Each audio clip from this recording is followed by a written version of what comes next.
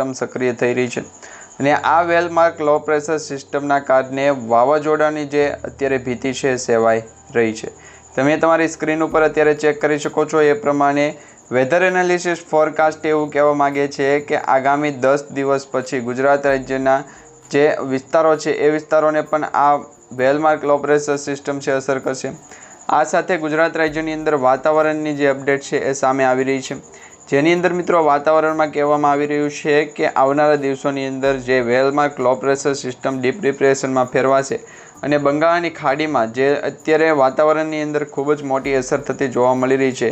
એ પ્રમાણે બંગાળની ખાડીમાં આવનારા 10 દિવસ પછી છે એક well-marked low pressure system deep ડિપ્રેશનમાં ફેરવાશે અને એની સીધી જ અસર છે ગુજરાત રાજ્યના દરિયાકાંઠાના વિસ્તારોમાં થશે। કારણ કે બંગાળની ખાડી અને અરબી સમુદ્રની અંદર જેટલા પણ ફેસ્ટો થતા હોય છે એમાં જે ફેરફારો થતા હોય છે એની સીધી અસર તમામ રાજ્યોના જે દરિયાકાંઠાના વિસ્તારો અથવા તો સરહદી વિસ્તારો હોય છે ત્યાં દર્શાવવામાં આવતી હોય છે। એ જ પ્રમાણે ગુજરાત રાજ્યની અંદર જો વાતાવરણની અંદર મોટો પલટવાર આવશે અને ફેરફાર થશે તો સેટેલાઇટ વ્યૂ પિક્ચરના આધારે પણ તમે ચેક કરી શકો છો કે વાદળછાયું વાતાવરણ રહેવાનું છે, વાદળોનો ઘેરાવો પૂરેપૂરો રહેવાનો છે અને આ ઘેરાવા સાથે વરસાદની જે સિસ્ટમ છે અત્યારે સક્રિય નથી, પરંતુ ભારત દેશની અંદર સમગ્ર ભારત દેશની અંદર દક્ષિણી વિસ્તારની અંદર જો વાત કરવામાં આવે તો સમગ્ર ભારત દેશના દક્ષિણી વિસ્તારની અંદર વાતાવરણની સિસ્ટમ અત્યારે એક્ટિવ થતી જોવા મળી રહી છે અને આ એક્ટિવ થતી સિસ્ટમના જે મોટા ભાગના ફેસ્ટો છે તેમાં વેધર ફોરકાસ્ટ અને વેધર એનાલિસિસ દ્વારા રિપોર્ટ આપવામાં આવ્યા છે। ગુજરાત રાજ્યના જાણીતા નિષ્ણાંતો પરેશભાઈ ગોસ્વામી અને અંબાલાલ પટેલ દ્વારા પણ એક અપડેટ સ્વરૂપે માહિતી આપવામાં આવી રહી છે। એમના દ્વારા પણ એવું કહેવામાં આવી રહ્યું છે કે વાતાવરણની અંદર જે મોટો પલટવાર આવશે એ પલટવાર સીધી જ ગુજરાત રાજ્યને અસર નહીં કરે, પરંતુ ભારત દેશની અંદર મધ્ય ભારતથી લઈ અને પૂર્વ ભારત સુધીના જેટલા પણ સિટી રાજ્યો છે એ શહેરી રાજ્યોની અંદર વાતાવરણીય સિસ્ટમના મેનિફેસ્ટો છે એ અસર કરશે અને આ વખતે ચોમાસું છે લગભગ 7 થી 10 દિવસ સુધી વહેલું તૈયાર થશે, એટલે કે વહેલું શરૂ થશે અને આ ચોમાસાના ભાગરૂપે ગુજરાત રાજ્યનું જે વાતાવરણ છે એની આબોહવામાં પણ અસર રાખશે અને આ આબોહવાની અંદર જે અસર થશે એ ગુજરાત રાજ્યના મોટાભાગના વિસ્તારોને કવર કરતી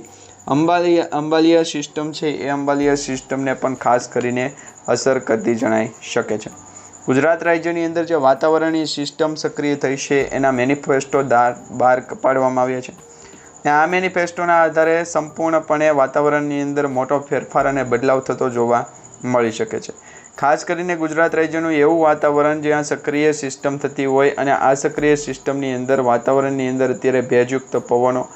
ઠંડા પવનો અને ગરમીનું પ્રમાણ ખૂબ વધારે એવા અપડેટો સામે આવ્યા છે। આ અપડેટો સામે જ્યારે પણ આબોહવાની અંદર મોટી અસર થતી હોય અને એ અસરના જે ભાગરૂપે વરસાદીય સિસ્ટમ વાતાવરણ સ્વરૂપે દર્શાવવામાં આવતી હોય તો તમારા સ્ક્રીન ઉપર તમે ચેક કરી શકો છો એ પ્રમાણે એક નૈઋત્ય વાવાઝોડાના જે એંધાન છે એ દર્શાવવામાં આવી રહ્યા છે અને આ નૈઋત્ય વાવાઝોડું છે એ અત્યારે બંગાળની ખાડીથી અરબી સમુદ્ર તરફ આગળ વધતું જોનાઈ રહ્યું છે ને એમાં પણ ખાસ કરીને ભારત દેશની અંદર વાત કરવામાં આવે તો દક્ષિણ ભારતના જે વિસ્તારો છે જેમાં તમિલનાડુ હોય, કેરળ હોય એ વિસ્તારોની અંદર ચોમાસાની પર્વતમાન સ્થિતિ છે જોવા મળી રહી છે।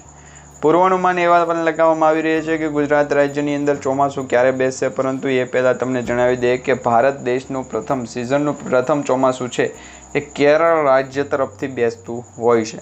કેરળ રાજ્યની અંદર આ ચોમાસું 4 જૂનની આજુબાજુ બેસશે, ત્યાર પછી સુધીનો સમય છે એ પસાર કરવો પડશે, ત્યાર પછી લગભગ 20 દિવસ પછી ગુજરાત રાજ્યની અંદર આ ચોમાસું છે એ બેસે એવા અત્યારે પૂર્વાનુમાન લગાવવામાં આવતા હોય છે ને આ જેટલા પણ એ વેધર ફોરકાસ્ટ અને વેધર એનાલિસિસ દર્શાવવામાં આવતા હોય છે એ વેધર ફોરકાસ્ટ ગર્જના થઈ શકે છે, એટલે કે વીજળીના કડાકા ભડાકા થઈ શકે। ઓરેન્જ એલર્ટની અંદર છૂટાછવાયા સ્થળોએ તીવ્ર મેઘગર્જના સાથે કરા પડી શકે એવી ચેતવણીઓ આપવામાં આવી છે, જેમાં ખાસ કરી અત્યારે તમે ગુજરાત રાજ્યના મોટાભાગના લગભગ 13 જેટલા જિલ્લાઓ છે એ 13 જેટલા જિલ્લાઓને ઓરેન્જ એલર્ટ દર્શાવવામાં આવ્યું છે અને આ વિસ્તારની અંદર જે રેડ એલર્ટ છે એ માત્ર 4 જિલ્લા છે,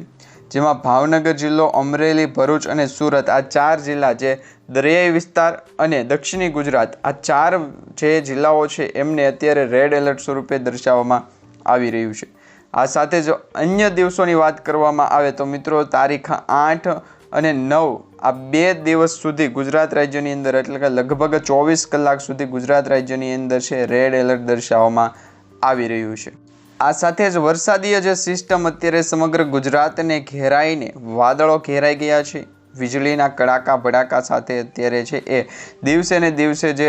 વાતાવરણની અંદર પલટવાર આવતો જોવા મળી રહ્યો છે। પ્રી મોન્સૂનની એક્ટિવિટી હતી એ પ્રી મોન્સૂનની એક્ટિવિટીમાં અત્યારે મિત્રો મિની વાવાઝોડો જેવો છે એ માહોલ જામ્યો છે। કારણ કે ગુજરાત રાજ્યની અંદર તારીખ 6 તારીખના રોજ જે ભારે પવન ફૂંકાના હતા, વીજળીના કડાકા ભડાકા થયા હતા, એ જ રીતે આગામી દિવસોની અંદર જોવા જઈએ તો મિત્રો જે 36 કલાક માટે હાઈ એલર્ટ ગુજરાત રાજ્યને આપવામાં આવ્યું છે એ હાઈ એલર્ટના ભાગરૂપે મિત્રો અત્યારે વાતાવરણની અંદર મોટો પલટવાર આવ્યો છે। અને આ પલટવાર છે એ ગુજરાત રાજ્યની અંદર કેટલા કલાકો સુધી ચાલશે તો મિત્રો લગભગ 36 કલાકની અત્યારે હવામાન વિભાગ દ્વારા અને મોન્સૂન ડિપાર્ટમેન્ટ દ્વારા માહિતી મળી રહી છે। પરંતુ પ્રી મોન્સૂનની જે એક્ટિવિટી હતી એ અત્યારે શરૂ થઈ ગઈ છે। પ્રી મોન્સૂનની અંદર ગુજરાત રાજ્યના મોટાભાગના એવા વિસ્તારો કે જે દરિયાઈ કાંઠાના વિસ્તારો છે, જેમાં ખાસ કરીને જોવા જઈએ તો મિત્રો દરિયાઈ કાંઠામાં ભાવનગર, અલંગ, મહુવા, ઉના તેમજ જે જૂનાગઢ, પોરબંદર, ભાનવડ, દ્વારકા, સલાયા આ વિસ્તારો છે એટલે કે આ જે સિટી છે એ સિટીની આજુબાજુના જે ગામડાઓ છે એમાં અત્યારે પવન સ્વરૂપે છે એ વરસાદ પડી રહ્યો છે। જેમ આપણે મિત્રો ગુજરાત રાજ્યમાં દરિયાઈ કાંઠાથી ઉપર જઈએ એટલે કે ગુજરાત રાજ્યની અંદર મધ્ય ગુજરાતની વાત કરવામાં આવે તો રાજકોટ, ચોટીલા, બોટાદ, જસદન, ગોંડલ, જામનગર, મોરબી, સુરેન્દ્રનગર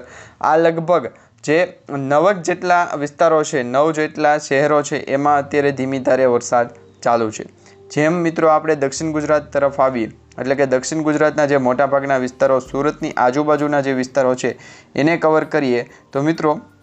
અત્યારે દહેજ, ભરૂચ, કોસંબા, સુરત, વણકર, બારડોલી, ઉમરપાડા અને જે ડેડિયાપાડા છે એ વિસ્તારોની અંદર ધીમી ધારે લગભગ અત્યારે જે વરસાદનું માત્ર છે એ પવનની ગતિ છે એ 7 કિલોમીટર પ્રતિ કલાકની ઝડપે અત્યારે ગતિ થઈ રહી છે।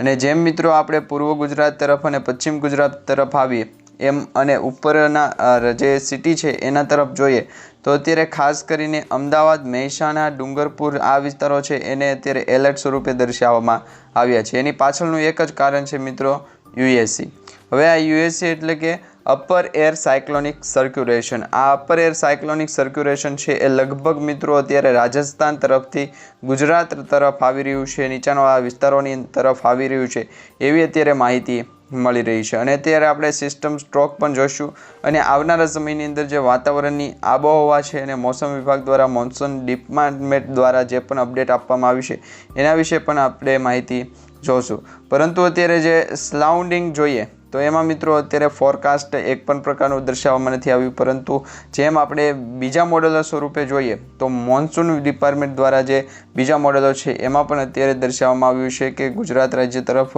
વીજળીના કડાકા અને ભડાકા છે એ સતત વધી રહ્યા છે। અને આ વીજળીના જે કડાકા ભડાકા છે એ વેરાવળ તરફ તો અત્યારે ખૂબ જ વધી રહ્યા હોય એવું પણ અત્યારે અનુમાન લગાવવામાં આવી રહ્યું છે। કારણ કે અત્યારે તમે સિસ્ટમનો ટ્રક જોઈ શકો છો। જે અપર એર સાયક્લોનિક સર્ક્યુલેશન છે એનો જે ઘેરાવો હતો એ ઘેરાવા બાદ અરબી સમુદ્ર તરફથી ગુજરાત રાજ્ય તરફ આવતી જે સિસ્ટમ એ ઘેરાવાના વાદળા છે એ અત્યારે અરબી સમુદ્રમાં પાછા જઈ રહ્યા હોય એવું લાગી રહ્યું છે। અને આ જે સિસ્ટમ સ્ટ્રક છે એ દિવસે ને દિવસે આગળ વધતી જાય છે, દિવસે ને દિવસે હવામાનમાં પણ ફેરફાર થતો જાય છે। તો એ વિશે પણ તમને જણાવીએ તો અત્યારે મિત્રો અરબી સમુદ્ર બાદ જે બંગાળની ખાડી છે બંગાળની ખાડી તરફ જોઈએ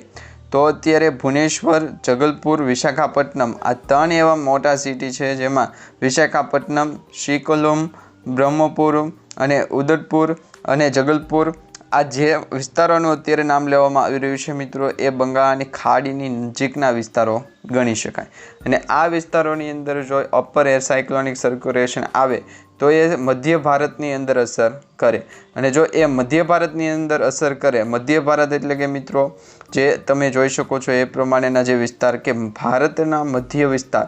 આ વિસ્તારની સાથે ગુજરાત રાજ્ય પણ કનેક્ટ છે। તો જેમ બંગાળની ખાડી તરફથી પવનો, વાતાવરણીય જે સિસ્ટમો છે એ અને જે ગતિવિધિ છે આગળ વધતી હોય એ મધ્ય ભારત તરફ આગળ વધે તો સીધી જ ગુજરાત રાજ્યના જે અમદાવાદથી લઈ અને સુરત લાગુ વિસ્તારો છે જેટલા પણ કવર એરિયા આવે છે એને કવર કરે અથવા તો અસર કરી શકે। ઉપર જોઈએ ઉપરની બાજુ તો મિત્રો દિલ્હી તરફથી જે જમ્મુ અને કાશ્મીર દિલ્હી શ્રીનગરથી જે વાતાવરણીય સિસ્ટમો છે એનો ઘેરાવો આગળ વધતો નીચાણ તરફ આવે તો પણ ગુજરાત રાજ્યને અસર કરે। એવી જ રીતના જે અરબી સમુદ્રમાંથી છે એ ઉપરની તરફ જો વાતાવરણીય સિસ્ટમ અસર કરશે અથવા તો ઉપરની તરફ જશે તો પણ ગુજરાત રાજ્યના જે દરિયાકાંઠાના વિસ્તારો છે એમાં વરસાદી સિસ્ટમ માહોલ છે જોતો હોય એવો જામશે, કારણ કે ગુજરાત રાજ્યના જે મોટાભાગના વિસ્તારો છે એમાં કવર થતી વરસાદીય સિસ્ટમ હોય છે। તો મિત્રો આપણે જે અત્યારે ચોમાસાને લગતી જે પણ અપડેટ જોઈ છે એ તમને કેવી લાગી છે નીચે કમેન્ટ બોક્સમાં જણાવજો અને ડેઇલી સર તમે આ જ રીતના વિડીયો જોવા માંગો છો તો ચેનલને સબસ્ક્રાઈબ કરી લેજો।